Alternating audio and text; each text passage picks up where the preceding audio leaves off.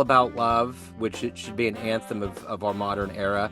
Um, Yeah. so, so thank you again. And before we get into the album, I want to know this. 6 years ago, this pandemic changed so much for all of us.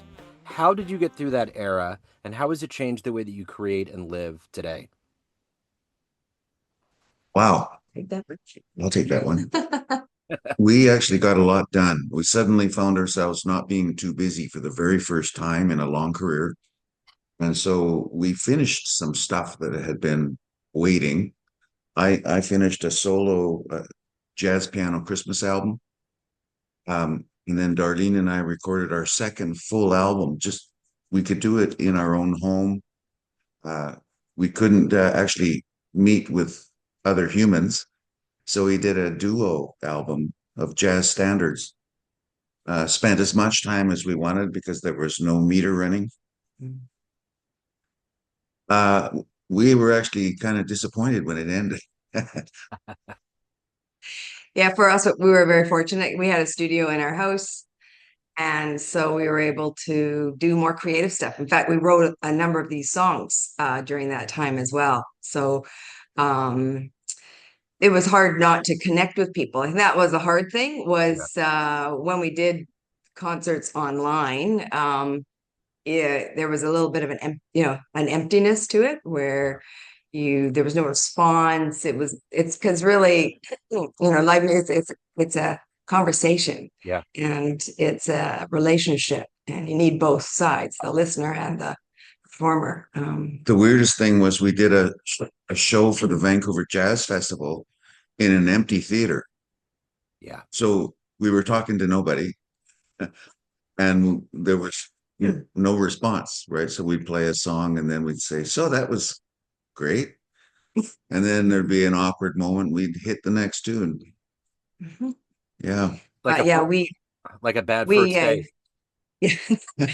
I think we were very fortunate as musicians. I know a lot of our friends or younger musicians, it was a tough go because there was no work. And we had some savings, and Canada did give some money to people, self-employed, through that time. So we were fortunate to be able to, it was okay. We were able to handle And neither of us got sick. yeah, yeah. You just sparked a memory in me. I remember before the pandemic in Baltimore, something happened and they played a baseball game to an empty stadium. And it Oh, was so quiet, you could hear everything. You could hear the umpires yelling. You could hear all the players cussing it out. You could hear the announcers from the other booth. And it was just weird. Like anytime you have that level of emptiness into something that's innately full of humans, it's like what's going on? So I can only yeah, imagine being a performer, because I think during the pandemic they were putting some of the stadiums were putting like cutouts of people there. And I was like, come on, I know it's empty, but yeah, let's not turn it into a Muppet yeah, show. It was very weird. yeah.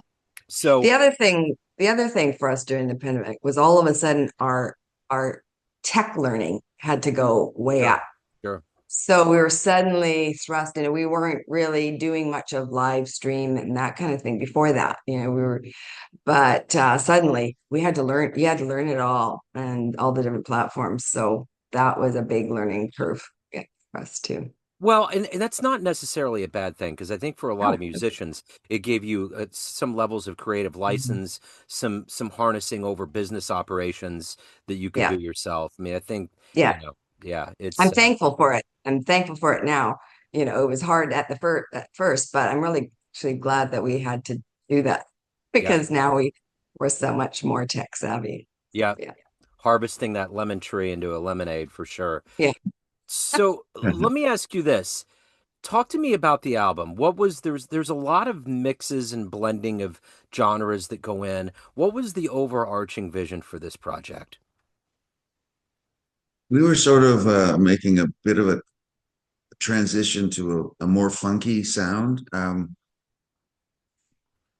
Both of us have been really fond of that kind of music, uh, but With horns. it's hard to find a place to play that stuff. So we kind of started out as a more not a traditional jazz band, but acoustic jazz with lots of soloing and playing a lot of the jazz repertoire. Then we started writing our own jazz repertoire, and we just gradually, bit by bit, started playing a bit more of the groove-oriented tunes. Like we both like the old Crusaders, Joe Sample, and they used the unison tenor sax trombone sound. So we thought, let's jump on that. So that and the songs were co-writers. So we've been writing songs I guess since about 2015 and responses to our own life, to the society around us. And this is sort of what's come out, I think, from our all of our influences and the things that we like. We suddenly found that some of the songs that were coming out were had that little more funky or groove oriented sound, and some were more even poppy, and so there's this variety. It's not sort of one style that we write. We kind of write variety of styles. For sure. So, what are you hoping the listener gets from this album? I think that life is short. We need to uh, we need to live in the moment. We need to love the people around us. We need to take opportunity and intention to to truly live in a kind and loving way. That has certainly part of it.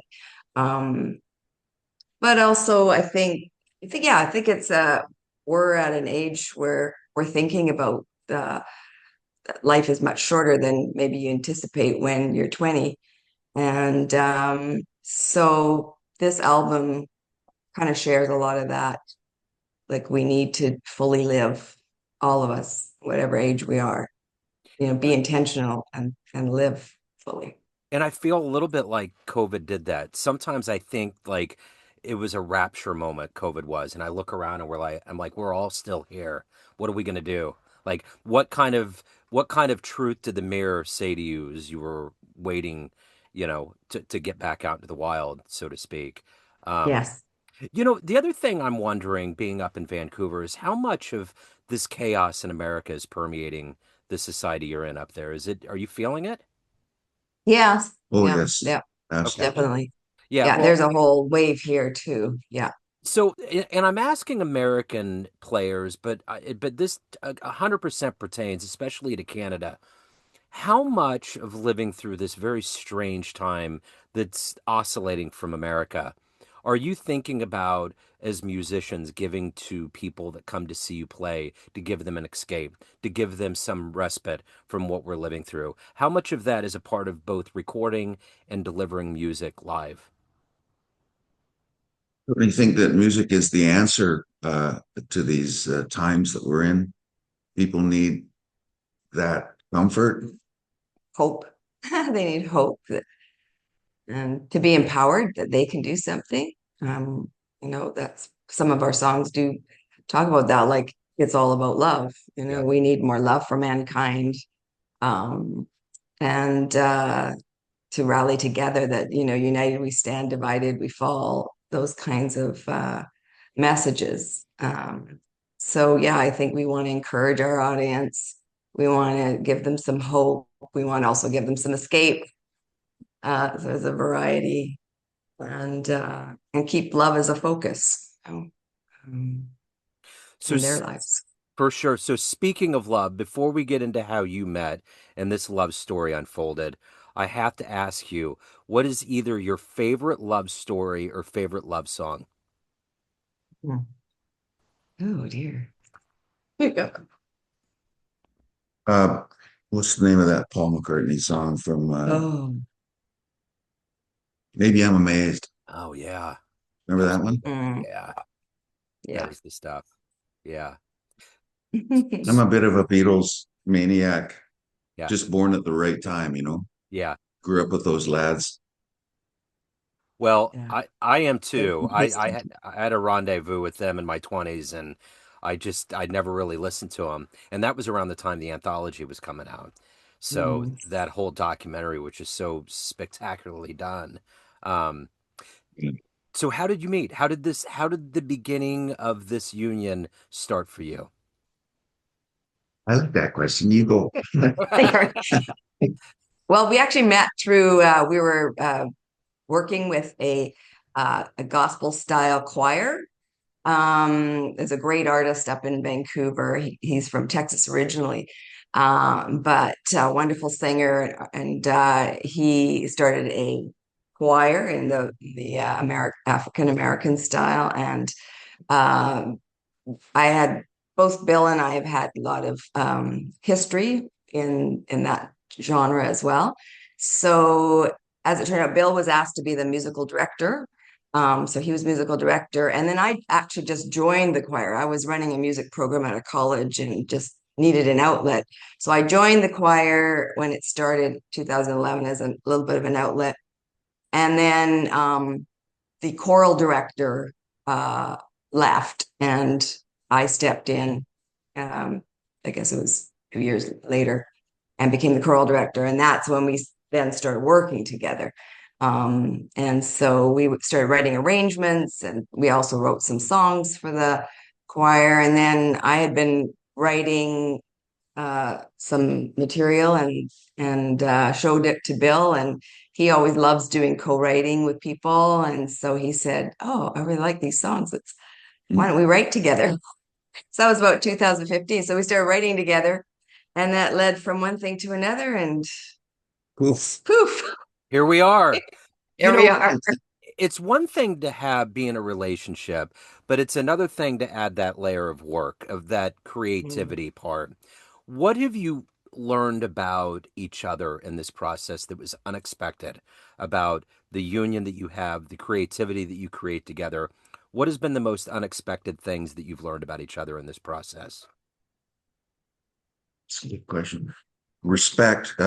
When we write together, we don't criticize each other. Um, Mhm. kind of believe that the song has to sort of get out of your head first before you can edit it. And sometimes the creative flow stops if the opposite happens. If you start working on the details too soon, what was driving the original idea of the song can get lost. And we both shared that. So when we were writing together, there was great respect. I wasn't surprised. It was certainly a nice thing to discover. Yeah, it was an easy connection because we'd both been, Piano teachers. piano teachers, but also musical directors throughout our lives. And we were coming from the same thing of you giving respect to your artists that you're working with and um, giving space, being kind. I mean, there were a lot of things, delegating, giving other people, highlighting other people. We came from a lot of the similar values. And so when we came together, it was like, oh wow, just kind of really sparked because we both had the same values and he learned that I could cook. That's a surprise. That's huge. You need to eat. I mean, that has to be the cornerstone of what you do. He thought I was a Costco cook because I would just when we had meetings, I would just pull something quick out of the so when we got together, freeze I would bring some other bit. When we got together, he just thought, oh, I'm gonna have to do the cooking because I don't think she cooks. Got to keep them guessing, right? I mean, you That's can't right. let all your tricks out at once. There's no fun in that. So No. the one thing when I go through your bios together is that being in this music world for as long as you have, you're going to oscillate into the orbit of legends and luminaries. I mean, you got Diana Krall. There's all of these names that are a part of your collective lineages. What have you learned from those types of players, legends and luminaries in the music industry, that you teach younger players that you get on the bandstand with or that you're around? Mhm. I'm gonna take the For me, it's connection. Um, learning how to connect to your audience and real connection. I think that's the thing that with a lot of big artists is that people have connected some way. They're connectors, and people are connected to their music, but they know how to bring an audience in. They know how to. So that is one of the things that I try to teach younger artists, especially in the jazz realm. Yeah. They tend to be less aware of the audience and many Yeah. times just focused on the instrument. So trying to get them to also realize this is a relationship and we need to have that connection with your audience and bring them in. Are you familiar with a piano player singer named John Cleary? Yeah. Yeah, we went and saw him. I guess it was probably our last visit to the United States. Went down to Seattle and caught him in concert with his Monster Jam. Monster Gentleman Band. Absolutely fantastic. What I loved mostly about them was the connection amongst the band members. Mm. There was no music on stage, which is something that we've been unable to get to because, well, quite frankly, we only play about maybe a dozen times in a year, Yeah. which Full isn't, band. Mhm. it's hard to memorize all of these tunes. Some of these tunes are pretty hard. Some of them change keys. Some of them grow from year to year. We're not afraid of rewriting. In fact, Yeah. that's another thing we discovered when we were started writing together. We didn't let a song go astray. If it started to sound like that's not us, we're not afraid to uh, scrap it and start again. Yeah. That, Yeah. that happened a lot. Mhm. Like there was one tune on our first record that was kind of a Montuna based piano part, and we recorded it, solos, mixed it, everything. Ended up scrapping it because it just didn't reach the level of the rest of the album. Years later, how many years? 8 or 9 years later, we've recorded it again, and it's on the new album. It's that song called um, Yeah. "Won't Let You Steal." Yeah. It was a total rewrite, Mhm. and loving it now. Yeah. That's wonderful. So let me ask you this. When you get up every day and you realize your life, your profession is being a professional musician, what do you love the best about this life? About being able to create music? What do you look forward to every day when that alarm clock Mm. does or doesn't go off? Feel very fortunate. I've made my whole living as a musician from the time I got out of college. Actually, before I got out of college, um, and Darlene has too, although she was more of a teacher for part of her career. I had several stints of being a teacher, but it was always at a cost because I was constantly canceling lessons to go do some show or something.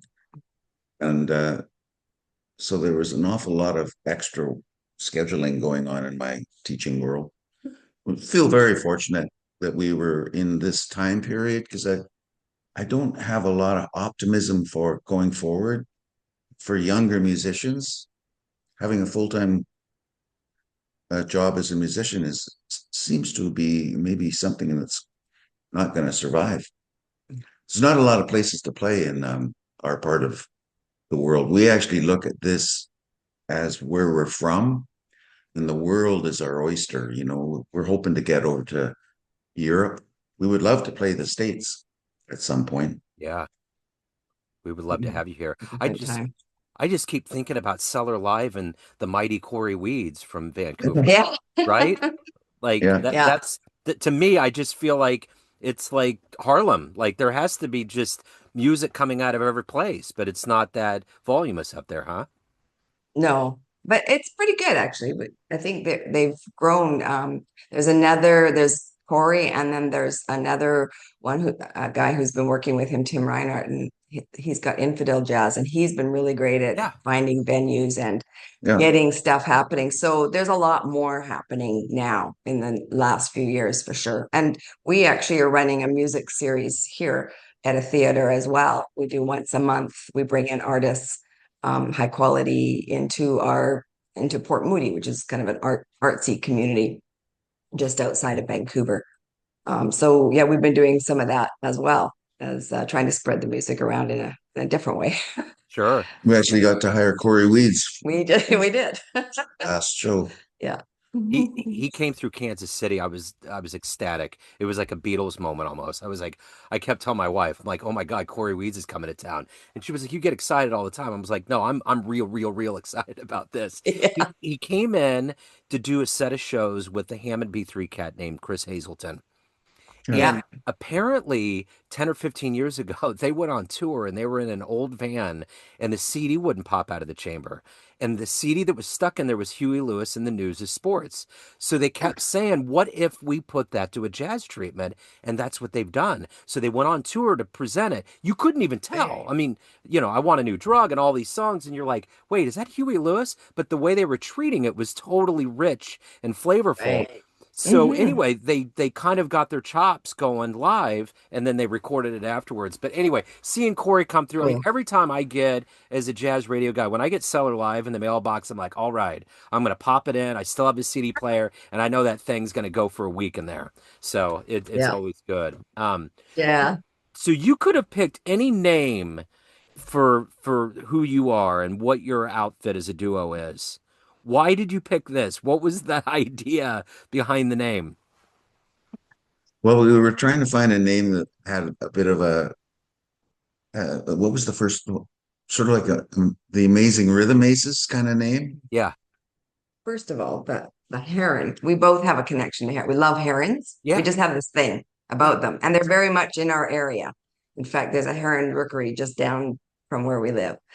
And so that was the first thing is that we both, yeah, we just have this thing about herons. And then we found out that our recording engineer that we were working with also did. He had photos of them. So it was like there was this theme of herons. So, And then and on the day of our photo shoot, when we were living in a different place, a heron came and landed on a tree outside our place and Wow. looked at us. That was the day of our photo shoot, and we went down to a place called Burrard Inlet, which is the Pacific Ocean. And we were doing our photo shoot, and this darn bird shows up. Might have been the same bird. It was a heron. And at the time, I had an app on my iPhone called iBird, and I just looked into it to see if there was a heron sound, and there was. So I held up the iPhone and made this squawking sound, not a pleasant sound at all. Right. And this heron looked at me and fell in love immediately and launched towards me and the phone. I'm Wow. squawking away, and it's coming towards me. Our photographer got a shot of it, which is on the record. on the first Yeah. album, yeah. Okay, We got yeah. Wow, that's Good. kismet. That was meant to be. I mean, that's Yeah, yeah. good thing that bird didn't get your phone. That would have been bad because I'm That's sure. right. During the pandemic, I just remembered I would drive around with my stepdaughter. The one thing that we did is we just got out and there's all these nature Mm. preserves. Kansas City has a lot of land, and there was always herons that were flying over. Yeah, And I'd always tell her, I'm like, I got to look up and see what that means. Like, if you yeah, see a heron all the time, like, like the other night we saw an owl on our on a light pole right in front of us during a snowstorm, and I'm like, there's got to be something to that, and it is. yeah. Usually when a bird shows up, it's a good thing, you know. Yeah, I mean, as opposed to a coyote or something like that, that's not going to be okay. That's that's definitely right. not. we So, have those in our neighborhood too. yeah, no, that's not something you want to see. There's nothing docile about that, but they're beautiful. So like as you mentioned, you don't play that much live. But the one thing that I think people need to understand coming out of this pandemic is that streaming just does not pay you any money. So if people want to benefit you the most, Bandcamp, vinyl, any of that, where can they go to download or buy this album? They can go to our website, wildblueherons.com. We've got a full shop on there. And then it will be on Bandcamp as well. Yeah. So we will have it all up. And we just got our vinyl, which we're really excited about. It's blue. I love it. And Oh, yeah. Are you kidding? That's the way to go right there. so, yeah.